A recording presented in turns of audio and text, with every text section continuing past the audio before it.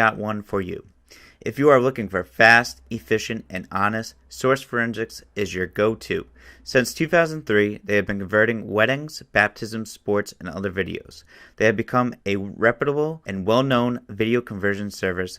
Their team is up for every job, managing projects with the skill and experience their clients have come to expect. They want their customers to be satisfied with their work, which is why they provide open communication channels throughout the duration of each project. Trust Source with all your precious memories stored on various legacy formats, VHS tapes, DVDs, CDs, mini DVDs, cassettes, old vinyl, and 35mm slides. Whatever the job is, they got you covered. Contact them at 401-203-5019. Again, that's 401-203-5019, or visit their website at www.sourceforensics.com. Again, that's www.sourceforensics.com. Now for our episode.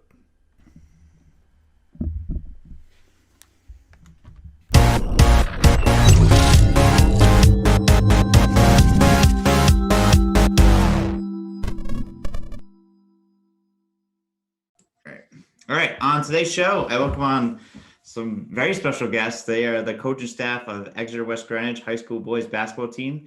I welcome on head coach David DelFino and his assistant coaches Justin Kolanda, Mark Phillips, and Trevor DiMicco. Guys, how are you today?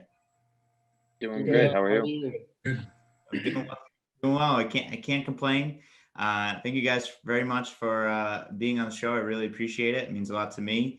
My first question, and always my first question, I always ask every guest that I always have on the show, and we'll start with you, Coach DelFino. How are you guys doing during COVID? We're doing pretty well. We're constantly communicating with our returning players, checking in on them, checking in on how their families are doing and how they're holding up. With their health, their mental health, how everything at school is going, and then what they're doing to prepare for the basketball season. We, as a coaching staff, and as we move forward in this podcast, you'll see the group of us have become very close friends. So we are constantly communicating with each other, just concerned about each other and each other's families, and making sure that everyone's safe and healthy as this progresses. The health and safety of everybody is at the forefront of what this season's going to look like. Yeah, it's got to be crazy. I don't think any of us have expected to deal with something in our lifetime. How about yourself, Trevor? How are you guys doing during this time of COVID and everything? Yeah, I mean, I think we're all in pretty much similar positions. I mean, some of us working from home. I know, we've all been wondering what's going on with the season. I know is a big piece of it. So we had our real first call with the team this week, and we're looking forward to get started tomorrow. So it's a good time to be on the show with the season kicking off this week in Rhode Island. That's awesome. What about yourself, Mark? Yeah, so this past week or two, it's kind of been like hitting the ground running with at least coaching staff with prep work and seeing what changes we have to do, even for tryouts and practices as a staff, the restrictions and everything like that. So it's getting used to all of that. And this is our second year coaching here together, so it's not only knowing the students better and the players better, but also with this new COVID restrictions and everything like that. And Justin? Yeah, I mean, pretty much everything that they said. I think the biggest thing is just like waiting to see how it's going to look. Like Trevor said earlier, I don't think most of us even knew if there was going to be a season or not. So just the fact that, we're here talking to you the night before we're about to start our season. It is pretty exciting. So I'm excited to get to see these guys again every day and, have something to look forward to in this time where, there isn't much to look forward to.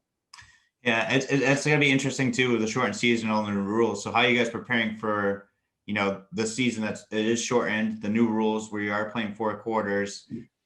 What's the difference and how do you prepare for, something that you're not playing in 2 halves, now you're playing 4 quarters, kids have to play with masks on. What's the preparation that goes into that?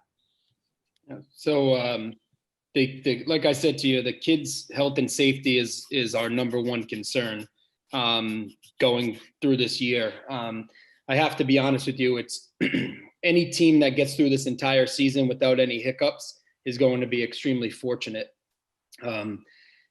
You're going to see, just hopefully you almost create this small bubble in your own teams.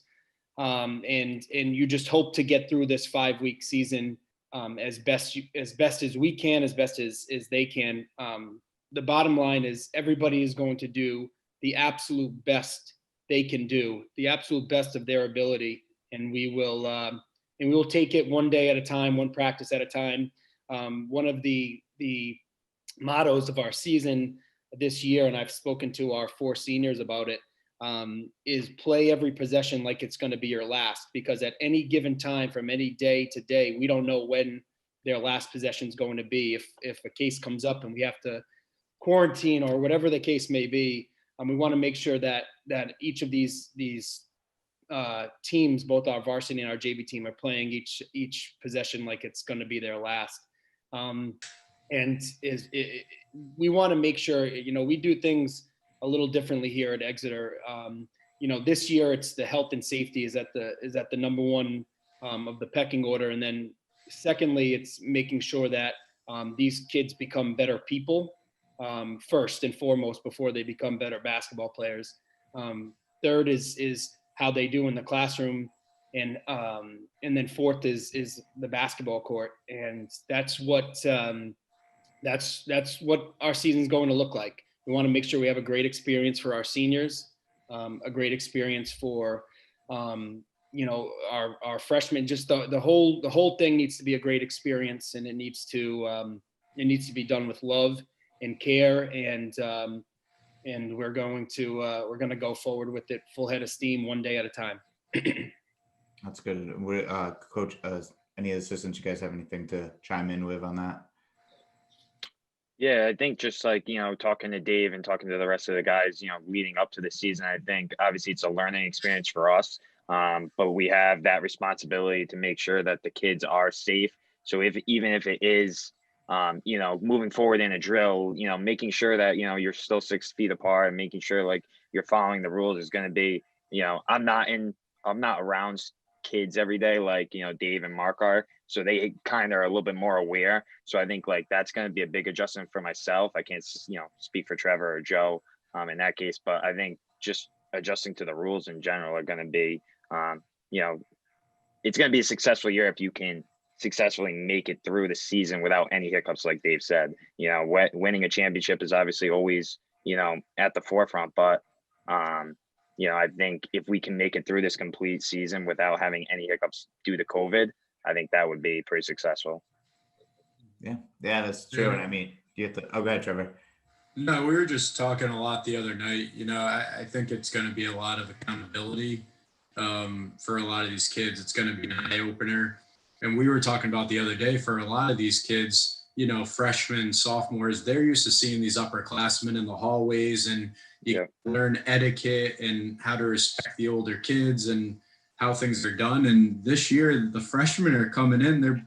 They basically look like middle schoolers, probably to the seniors in high school.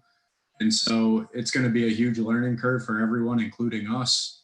But they're going to have to hold each other accountable, just like sports. I believe teams always have held each other accountable. Yeah, it's going to be interesting for sure. I mean, like you said, you'd be lucky to make it for a full season. And then if anything gets canceled, then you also have to throw in the snow on top of everything. If you guys get snow, that's just like the worst. Also, like on top of everything else going on. But I think our coaching staff, like, we're big on, we control what we can control. Yeah. And, the snow, the weather is something out of our control. I think surprisingly this year, that's the least of anyone's worries probably. Yeah. So I do think, like we were talking about the other night, the mask wearing and that kind of stuff is going to be big. So. Yeah, I think that's a huge thing, and I like Coach DelFino. I like your 4 notes that you had made positive on there, and those are great things to make a point at. It's just not about the basketball season. It's making sure these young men learning on and off the court and who they become. So that's awesome. And now, what were you guys' thoughts as the season kept getting perspective? You guys actually think you're going to have a season with everything that was going on? I mean, it's, like Trevor said, it's completely out of our control. Yeah. We're all basketball guys and we're on a basketball podcast. Yeah. So Yeah. we'd like to have a season, but, we're just, like I said, taking it one day at a time, one step at a time. It's got to clear so many different hoops to happen. Every day that you can be out there, we're going to be grateful for. I can guarantee you that. Yeah, definitely. And what's one thing that you'll miss that you had previous season that you won't have this season? Fans. It's more the team camaraderie. Like I do just think, we're going to have to split up. We're already saying in tryouts, our 9th graders, our 10th graders, upperclassmen. So I think it's bringing the team together is going to be the hardest thing for us, where, in the past JV and varsity practice together, this year is going to look so much different. Yeah, I'd say the two things for sure are the team bonding. We would go grab pizza. We would, do a lot of team building stuff. And I would say, as an athlete, the bus rides are a telling thing. The bus rides to a game and the bus rides home from a game. And it's just a simple bus ride, but it's jam packed with so many lessons that are to be taught: how to properly prepare for a game, how to handle a tough loss, how to handle a great win. I'm going to definitely miss the team bonding to an extent of what we can do. And then the bus rides for sure. Yeah. I think go ahead, Mark. Go ahead, Justin. I was just gonna say, I think, like, with that being said, with what we will miss in those situations, I think that our coaching staff, and I can't speak for everyone else's, but I feel like we do a great job of adjusting to our situations, whether it be with handling players absence from practice, or handling another situation of someone getting hurt or anything like that. Moving forward, I think just overall our communication is so well that there's nothing that we'll face that we won't be able to handle. And I think that's something that kind of keeps us going, knowing that I have Trevor, knowing that I have Dave, knowing that I have Mark, knowing that I have Joe. I have all these guys that I can, if I have a question for, my JV guys, I can lean on them, to get that answer. So I think in certain aspects it will be different, but in the same basketball sense, I think it's going to be like nothing's different, from the basketball perspective. I think going off like the bonding, like a couple of the coaches said, like some of these kids have never, like Trevor said before, some of these kids have never seen each other walk in the hallways before. Where like in past years where they know who's playing, they know who's coming up, see each other in the hallways. And, for me, I think we're going to miss at the end of practice. We always huddle up in a group, JV varsity as one, and just, we talk about the practice, and Coach DelFino just, has some great kind of sayings or just things that we talk about, like real life things in that talk, and just, having everyone's attention, eye contact, and just knowing that we're one, JV and varsity, and just we're all working together for the same exact thing, cheering each other on. But like I think Dave's built this coaching staff as, like he tells the kids that we're never too high, never too low. We're even keel the whole time, be ready for whatever comes next. And, I think last year was a learning curve, and I think we learned a lot about, you have to expect the unexpected. Yeah, it's very true. Now, with the mask and everything, do you see the difficulties as a coach for your players to hear you? Like, is there anything that you will implement to kind of help your players be able to, like, hand signals or anything? Or is that something you guys are going to be working on? Because, I mean, as coaches, we like, we got to try to yell and over things. So what are you guys going to try to deal on your end on the mask? How are you going to implement, like, some things that so players can hear you or see you? Yeah, I mean, I don't know if Dave's thought about it I mean, I haven't really thought of that, but I've thought of the fact that this year we don't have fans. People are more spread out. Like, the gyms are going to be a lot more quiet. Yeah. How small Exeter, West Greenwich gym is in general, I don't think there's going to be many issues with hearing people like, before. So Yeah, I think going and we touched on this the other night when we were talking was the away games. Not knowing what the circumstances are going into someone else's gym, I think is going to be really interesting. I have thought about like the hand signals actually, like when I was thinking about, pretty much whenever I watch a game or anything like that, if there's anything I like, I put it in my basketball folder in my notes, basically, whether it be a quote, play, whatever the case may be. And I think moving forward, it is an interesting type of factor that you will have because, like Trev said, there is no fans there. So, do you want to let that player kind of learn his lesson out there on the court instead of you screaming through a mask? And then, try and let them learn those lessons on the floor. And then when you get back to the huddle, be able to talk to them. But, I can only imagine how difficult it is going to be for us screaming at them. So I can't imagine how hard it is going to be for them playing. Yeah. I think that's just a completely different level. Is there anything that like for the huddles, are you guys gonna have to be 6 feet apart for the huddles? Dave, Yeah. So probably. So the basketball teams enter their own pods. Yeah. And that's what the problem is going to be. You're not going to be able to keep your entire team 6 feet apart when you're playing the game of basketball. It doesn't make sense to be that. Us as a coaching staff, we're going to try to do our best to stay as far removed from them so that if, God forbid, one of us were to come down with COVID, we wouldn't infect the team. But, it's going to be challenging, and you see a lot, you take note of a lot of what colleges are doing right now. Yeah. McDermott from Creighton, if, he's got the mask where it's clear in the front. So if the kids look over it, it might be a little bit easier to kind of read their lips. I mean, we're going to get creative. We're going to see how it goes. I mean, I have a pretty big voice and when we're coaching. So, if they have trouble hearing me, then they definitely are going to have trouble hearing everybody else. So, we'll see one step at a time. That's great. That's great. And how do you, go into the season and you implement your plays in such a short season? Is there one thing that you focus on more, or how's it work for you guys? Yeah. So I guess the big thing, right? We started, I'm not sure the exact date last year, either the end of November or beginning of December.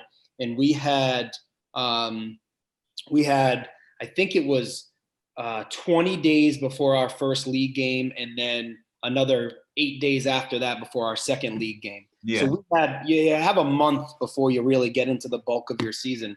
Now we're asking, for 10 days before our first non-league game, 12 days or 13 days before our first league game. You hope, as you take on a coaching position in a program, and all of us coaches were so excited for off-season workouts, summer league, and that's where you can kind of get ahead with a lot of these basketball strategies and putting in your basketball system. It almost feels like another fresh start. Like it almost feels like we have to restart. Justin on the JV side last year did such a great job. And we run a lot of the same stuff. It's kind of like a systematic thing. So we're hoping that the kids, I actually, on Monday night, I sent our returning players our play sheet, a full list of all of our plays. And I just shot them a text and said, get familiar this week, ask around. And you hope that they come in with, a good knowledge of what we put in last year. But you have 10 days to get what you need to get in. So, we are, it's not, it's not a big secret, but we're defensively, and we're going to play as hard as we possibly can. And those are the big things we're going to go after. So you have a lot of control defensively. There's a lot that you can do in a short amount of time, more than, the offenses, which take, time to get through. And I'll be honest, I'm a realist. And I'll tell you, one of the things that I struggled with, I think last year, was maybe overwhelming them with a lot of complex offenses and different things. And towards the end of the year, we started to kind of simplify things, and we had great success at the end of last year. I think it was more they were kind of understanding what we were putting in, but also at the same time, I mean, our thing we'd say all the time was back to the basics. Let's get back to the fundamentals, back to the basics, back to how to simply throw a bounce pass, the proper chest pass. We went back to the basics, and we found great success with that towards the end of the year. That's awesome. That's great. That's great that you're able to, as you went on, you were able to figure it out. And any assistance? Do you guys have anything that you want to? Yeah. I was going to say, for the JV guys, and Mark and Trevor helping me out down that end of the court last year, they could kind of see it too. Sometimes I think working with those younger guys and making sure that they're trying to run the same offenses as the varsity does can be a little tricky in explaining it to them, because they don't have that same experience yet. So I think moving forward, especially asking them to do that in such a shortened period of time this year, probably as a coaching staff, we'll have to have a little bit more patience than we normally would, but still create that same sense of urgency, because obviously we still do want to win. We still want these kids to be able to have it feel like it's a normal regular season, like as if, you're not, even though you are wearing masks, you do have to kind of get that sense of normalness for them. So maybe dialing it back and making sure that they really execute those maybe 1, 2, and 3 plays rather than making them learn a whole playbook is big for the younger guys too.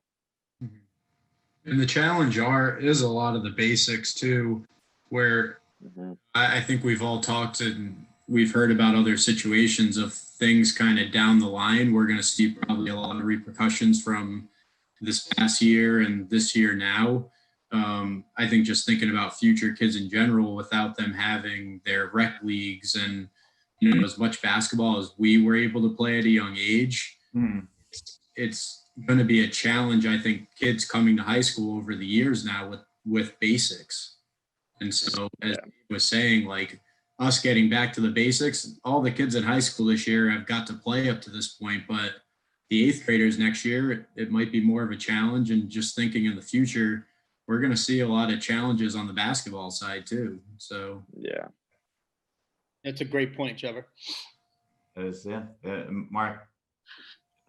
It's pretty much just the same thing where, we didn't get our summer league. We didn't really get to implement much going forward. So it's just like Coach Dave said, like back to the fundamentals, of the game and everything like that. When we simplified things, we can build from there. So we really got to have just a strong foundation to start. And then where we go from there is up to them. Yeah. Now, I want to, kind of get off the topic of COVID, and, last season was your first season altogether, right? Correct. So did you guys all know each other before you guys got together, or like how did you come together with the staff, Coach DelFino? So I have to be honest with you. We have, I am so fortunate to have these guys, not just on our coaching staff, but in my life in general. I mean, all of them are coming to my what should be wedding in June. We'll see what happens, but I'm just super fortunate to have them. And last year when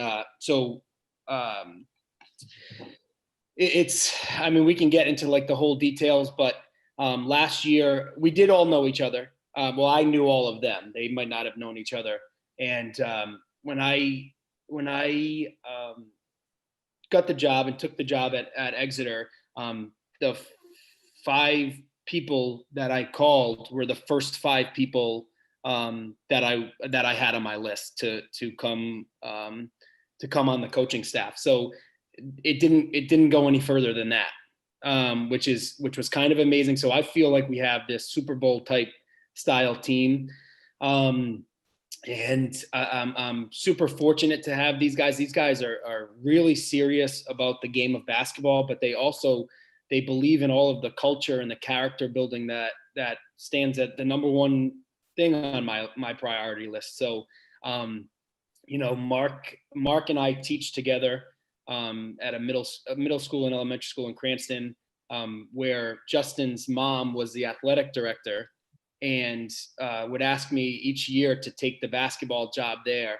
And one year it was Always denying it. Yeah, one year in the fall, I did a lot of personal training, one-on-one basketball training, and finally, Justin's mom had convinced me to take it, and we took it that year. We lost in the state championship that year. The following year, we won the state championship, and then last year was our third year together. Mark, Justin, and I. Trevor and I have known each other since high school. We would kind of compete against each other. And we have a lot of close mutual friends. And it's just, it couldn't be going any better.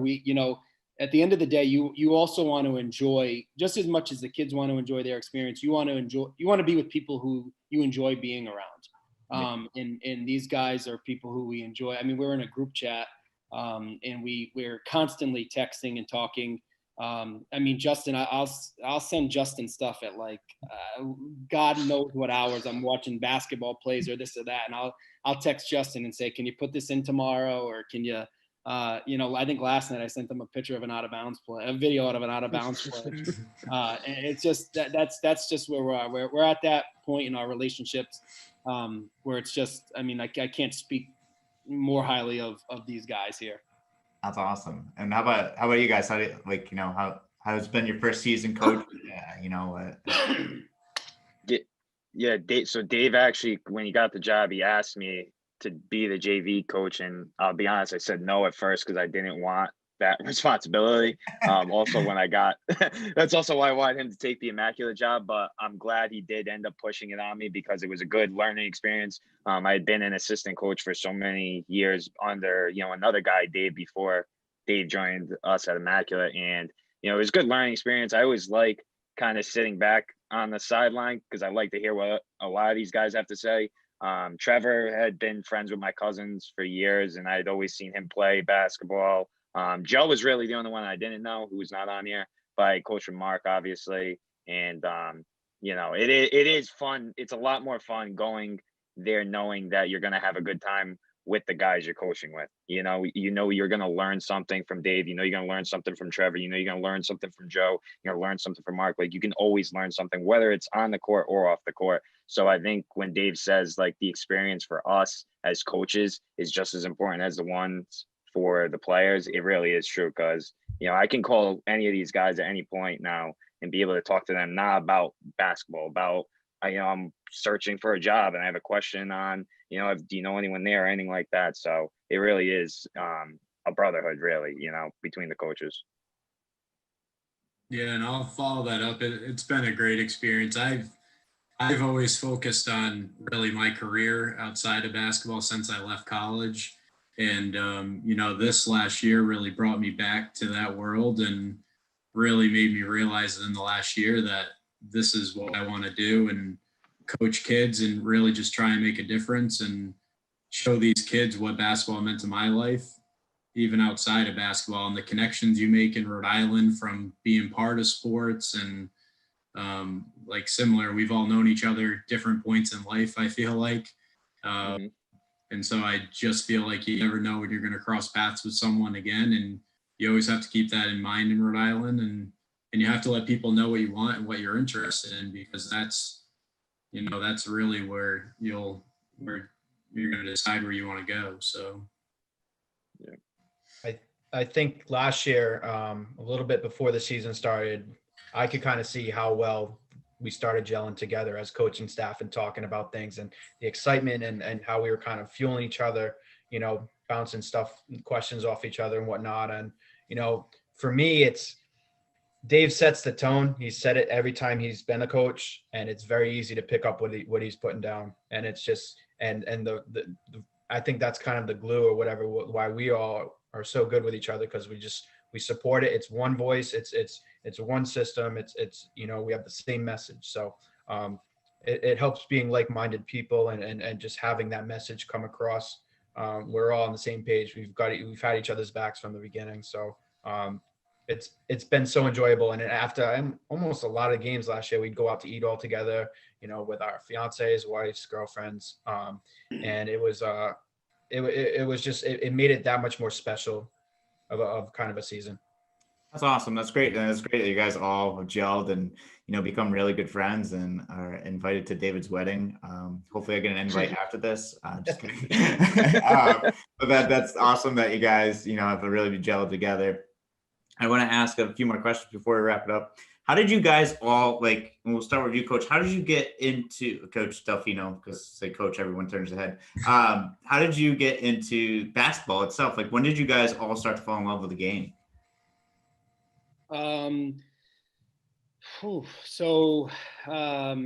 I had and Justin and Mark as well, we had the experience of being around our high school basketball coach, Jamal Gomes. He's the athletic director and varsity basketball coach at Bishop Hendricken High School. He brought something out of his players that you can only hope for these kids to feel the way that we have felt, being under him. I was a multi-sport athlete. I played like soccer, basketball, baseball, what you did as a kid, you played all different sports. And when I got to Hendricken, it was Jamal who really made my experience there as a student and as a player a great one. And he made you fall in love with it. I love the team camaraderie type style sports. It's just, it's you're not any bigger or not any smaller than the guy out there next to you. And I think that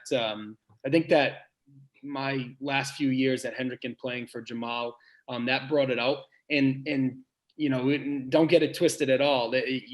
At times you can lose passion for certain things. And I got out of high school and I was eager and I was, I was just like running my own camps and training. And at one point it got to the point where I said, you know what, I need to take a step back because I'm getting burnt out and I'm doing this for all the wrong reasons. And it actually was part of the reason why when Justin's mom would ask me to take the job, I was like, yeah, I was hesitant those first few years. And then when I took it, it was just that camaraderie and that group of guys that we had that just brought that love and that passion right back out. And then you take it full force, you go full force for it. So that's where the passion came from. That's where, but you got to work on it. You got to build it. It doesn't just stick around. It's like everything. You gotta make yourself better at everything you're doing. If you're not, you stay stagnant, and that's when you stop learning. Definitely. How about yourself, Mark? So at Hendricken, me and Dave graduated the same year.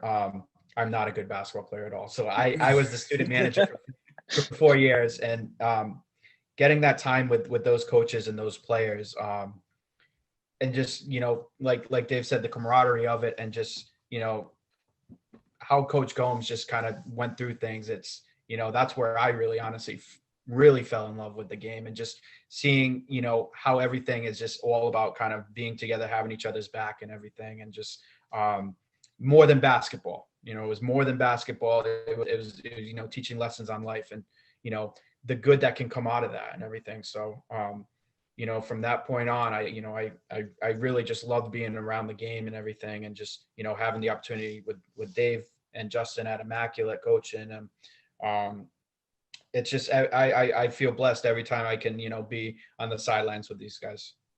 Awesome. And Trevor, do you want to? Yeah. So, I mean, I started at a young age. I've been playing probably since I was 6, but there's nothing like competing to me. I see stuff all the time. Life isn't a competition.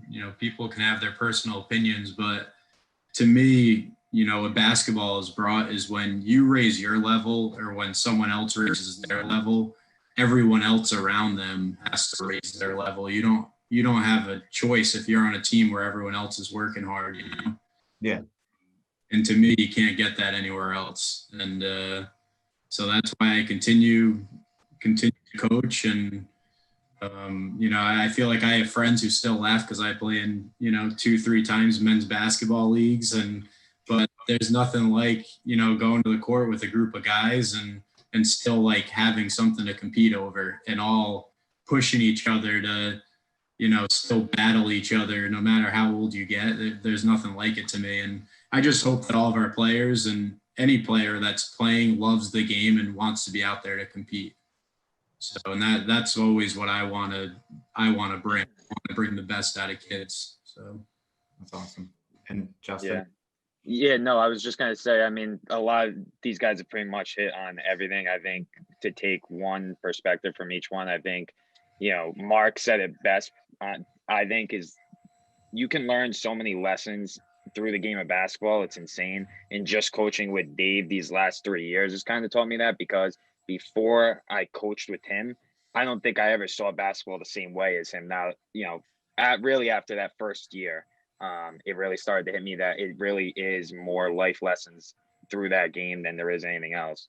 But I did lose passion for it. I almost didn't play in high school because I wanted to put all my eggs in one basket and go play one sport. And I remember Jamal called me out of class one day to sit down and talk to me about that specific reason of like, is this something that you really want to do, and so on and so forth. So from a high school perspective, he was my guidance counselor. He was my teacher at one point. He was my basketball coach. He was everything. And I only hope to be the same role model for kids at my age then, and help them learn the same lessons that I did, and hopefully help them make less mistakes than I did. Because, like Trevor said, it's not necessarily life's competition, but kids I don't think, and I didn't really realize this, I think we need to make sure kids are competing in the classroom as hard as they're competing in school. I mean, on the basketball floor, because I wasn't doing that. And I think it took me more time to learn that. But I think if you had people telling you that, and then, people that you relied on too, people that you believe in, I think it would mean a lot more. And that's something that we like to do at EWG, and what we did at Immaculate was teach kids things so that they don't have to make those mistakes. They don't have to learn the same life lessons the way we did. You can learn that life lesson without making that mistake, just like you can win, you can learn something in a loss, if that's what it takes, then it is what it is. But, the life lessons that I learned from these guys all the time, it's incredible. Damn. The EWG is very lucky to have you guys. Those players and everything are very fortunate to have you guys as coaches. Sitting here and listening to you guys talk makes me want to run through a wall for you guys. So yeah, it's very motivating. It's awesome to hear. I think all the, some of the points that you always point out, it's always about the players and lessons and life lessons. And I think that's just amazing to hear it all from all the coaches on this staff. It's so cool. It's awesome to hear that. So EWG is very lucky and in good hands for a long time with you guys. I want to ask too, is there a game that sticks out to any of you guys from last year that really was fun or enjoyable, or really stuck out to you guys the most? Dave, you want to start that one? No, you guys go first. I want to hear from you guys. I mean, it's got to be senior night. Got to be senior night. I feel like for all of us, it was our kids struggled last year, and we struggled as coaches too. I don't want to say it was just our players. We all faced a lot of adversity last year, and super happy to see one of our hardest working players all year hit probably the biggest shot of the season and give our team one of the best team wins of the season too. So I think that's all it is for me. Yeah. No, I think that's definitely probably the brightest spot. I think we can all agree on that. I think that game, just like what it meant for those kids, I think it was incredible. Just seeing the video, like the fact that we have that on video and we can go back and watch that and see how excited these kids were just to get that win on senior night is huge. But I think for the JV guys, I think one of the it came in their last game of the season as a loss, but I could see it was a game down in Charahoe. It was first playoff game.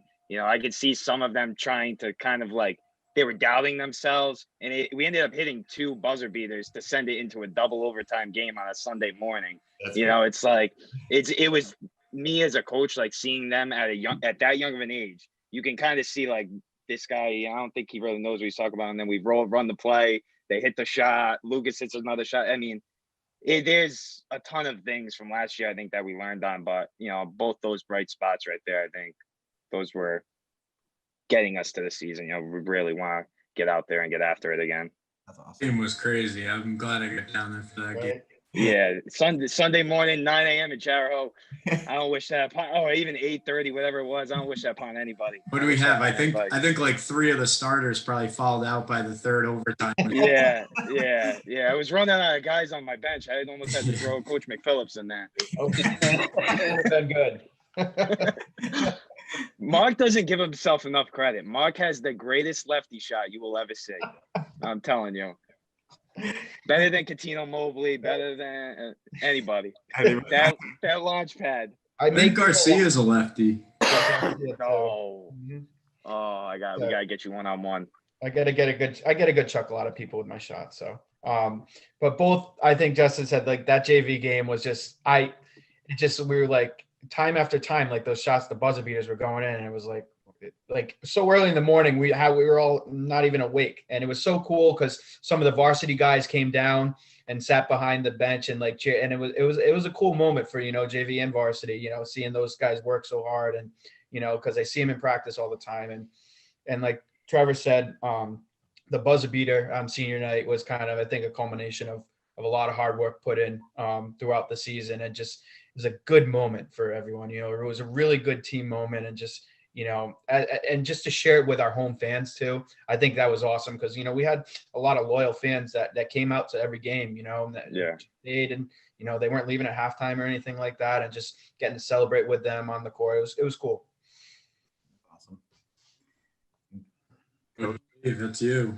Yeah. So I mean, the game, the senior night game was probably the best moment for that particular player. And for our team. We had, I don't know if, you saw the clip from last year, but it was a senior, hardworking kid hit a game-winning 3 in a tie game with like 2 seconds left. It was really a remarkable game. The fans rushed the floor, and just to see that kid so happy, if you ask people how their senior night's going to go, that was one for the books for sure, for all of those seniors who got to experience that. I'd probably say the game that taught us the most was we started off the season tough. It was a tough go, and I think the first night, our first non-league game, we scrimmaged Cranston West, and we had a great scrimmage / practice, and then we went into East Greenwich, and we got handed. I mean, we got beat up pretty good, and I think that was a lot for all of us. That was a lot for the kids. That was a lot for us as a coaching staff. But that adversity is what makes that senior night so special, right? Going through that sand pit to start the season, and going through that sand pit just all throughout the season. I mean, these kids put in everything. They put in everything. They put in their heart and soul to this season. The ups and downs, and just to have that type of game was definitely a great one. And in all of these coaches in myself's young career was awesome for those kids to experience that. So, in the JV game was wild. That sounds crazy. Wild, Both sound awesome. I mean, the JV game at 8:30 in the morning definitely sounded like it was a wake up call. Yeah, everybody was awake after leaving that gym. Yeah, exactly. What's it like playing in the Wesley Credit Union tournament down here? So that was you, Justin, right? The JV tournament. I didn't really know that was the name of it. No. Wait, do you guys play in the Christmas tournament for Wesley? Do you guys play? No, we played. Oh, no. Oh, no, that's Exeter. We played in the Coventry one. The Coventry one? Yeah. Coventry Christmas tournament. Yeah. What's it like playing in those Christmas tournaments? Those are a lot of fun, aren't they? Yeah, we got our first varsity win in the first game against a really well coached North Smithfield team. You had Brandon on, I think, a few weeks ago, and he's a guy who's passionate. He's a guy. He's a great coach, and I actually Trevor is really friendly with them, and I spoke on the phone with them on Sunday night, just going over a lot of these COVID rules, and seeing what seeing what they were doing. He was asking us what we were doing. But that was the first one. And then we lost a tough one to Coventry, who hosted the tournament the next game. But those are the types of kind of, tournament style play. Every game means just a little bit more, right? It's a little bit more. It's a little bit more because if you lose, you end up in a consolation, or you lose, you end up going home. So those tournaments are fun. They've always been fun. We obviously we can't do that this year, but we look to continue to do some of the bigger tournaments next year. That's awesome. That's great. And then last question for all you guys: what's your favorite thing to do outside of basketball? Justin, go ahead. I mean, it's got to be video games, right? It's got to be for me. Honestly, I enjoy doing a lot of different things. I love doing, I love going and working with my dad. I love reading books. I love video games. I love watching sports. I love doing a bunch of different things. But I think video games is like the only way I feel like I compete now. Like it's the only thing I can compete at. What are you playing? Call of Duty? I'll play Trev. I'll play anything, dude. I will play anything. But that's honestly, I wish I was still playing in men's leagues, because those were the nights to look forward to when you play 2 or 3 nights a week, whether it be for me both basketball and soccer. Just getting that exercise would be great. But I got a new puppy on the way, so I'll be walking that thing down the street, get my exercise. No sprints this year at practice. What about yourself? Yeah, I would say for me, outside is probably, I feel like it's always some type of basketball, whether it's watching college basketball, playing, working out, going to the gym, or just working in general.